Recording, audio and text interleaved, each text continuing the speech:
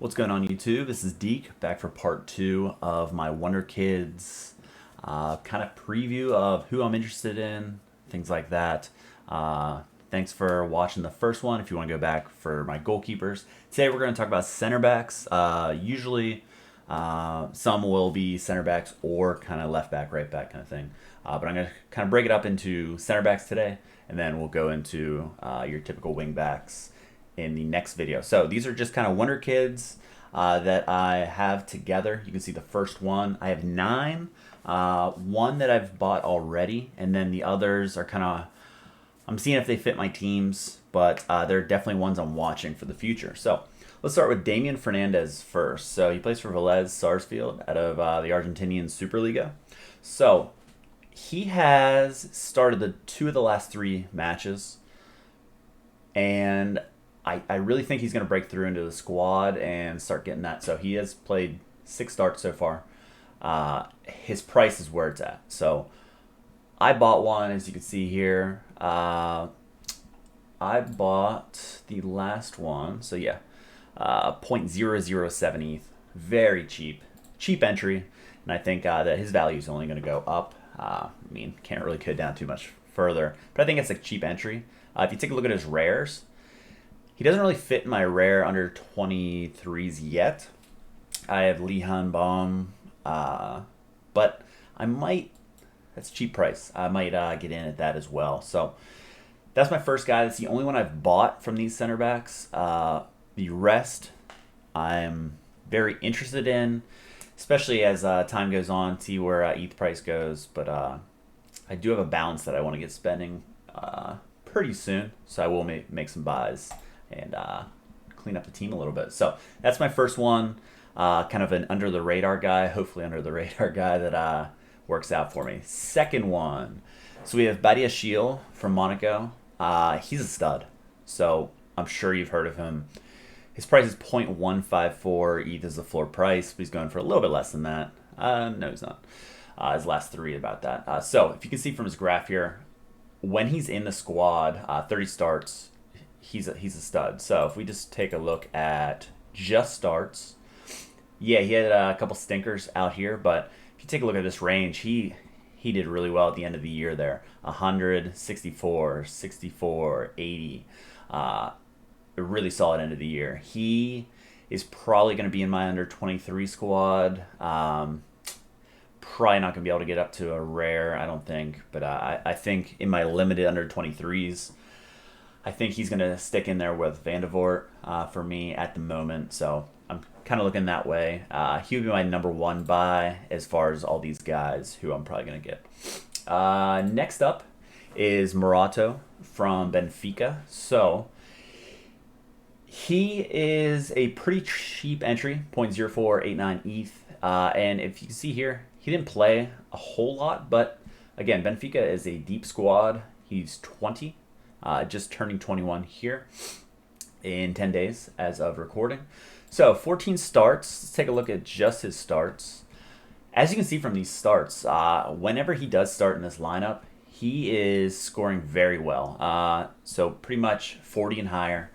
You have a lot of green there. So honestly, if he can find his way in the next year into that squad, I think that's a good entry. 0.0489 on that entry. Not bad. I think that'd be good. He has 760 plus starts. So I can buy into that for sure. Next up, we have Moussa Sissoko out of Jupiler Pro League in Belgium, Standard Liège. He's part of the squad down the stretch. So what I kind of got me interested, he is only €9, 0.0098. Down the stretch, he played pretty solid. He did have that red card, but they did give him a lot of burn here. He pretty much started every game down the stretch. Solid scores, but nothing too crazy. But he was 21. He'll be turned 22 in November. But that's a guy that I think can make some strides this year. He did have 2 reds in the last year, but it is what it is. He was a sub a lot going back there, but as you can see, he really joined the squad, and I really like what he can do at that price. I mean, that's kind of a no-brainer for me. That's a guy that I'll probably buy here shortly. Let's see, his floor price is 0.0128, so might be a guy to watch maybe in under 23 or maybe on a challenger team, maybe in a year or so. Next up, Belakotchat from Bochum in the Bundesliga. So another cheap guy. I tried to keep him cheap other than Badiashile from Monaco. But 20 starts as a 20-year-old.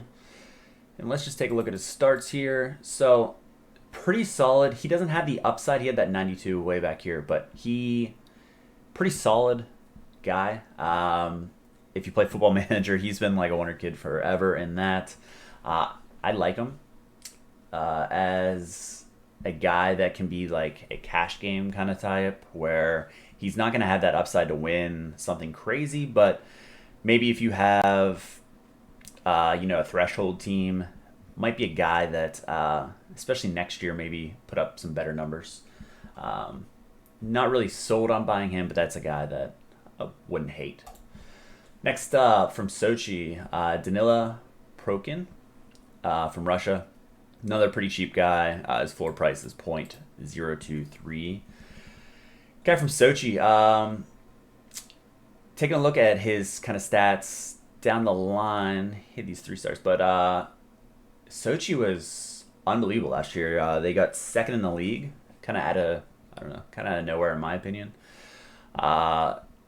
And he's only 20, so he turned 20 at the end of the year in May, and he was at loan at Sochi, and he is actually on Rostov, however you say it. And I really think he'll come back into that squad, and I think he'll start a lot more than, even though he did have a lot of starts, as you can see here for Sochi. I think he's going to be a first-team guy, as he was there, and I think he'll only get better. A nice under 23. Again, all these guys are going to be under 23, but a guy that I think does have some upside, especially at his price. Cheap. Next up, Leverkusen. So this is Piero Hincapi. Might have botched that name. As you can see right away, we got some green here, some high green. Big thing is, he is in the first team, so you don't really have to wait for anything for Leverkusen. He's in the first team. 38 starts over the last 1 year range. You look here, there are some lower, but let's just take a look. I kind of throw out subs. Did not do well against Hoffenheim, but you see some nice green here. What I've been seeing in the transfer market, though, Roma, Newcastle, Spurs, and Arsenal are all interested in. That's something to take a look at, because obviously if he is transferred, that would take away from his value a lot, unless he starts first. But at 20, turn 21 in January, I don't think he'll start at any of those teams, and it'll be a rotation kind of thing. So that's a pause for me to make sure he doesn't get transferred. If he doesn't get transferred, that's a great buy. But if he does go somewhere else, I'm going to hold off on that. Last two, we have Linus Gechter for Hertha. He's an 18-year-old. Just turned 18 in February.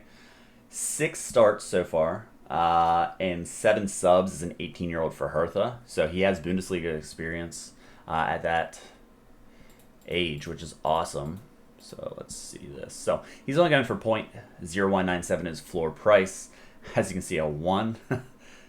Yikes. That was terrible. But he is super young. You take a look at some of these. Against Bayern, he put up a 63. Yeah, they let up 4, but he still was able to score. 92.9 against Great Firth. Oh, they lost that one against relegated Firth.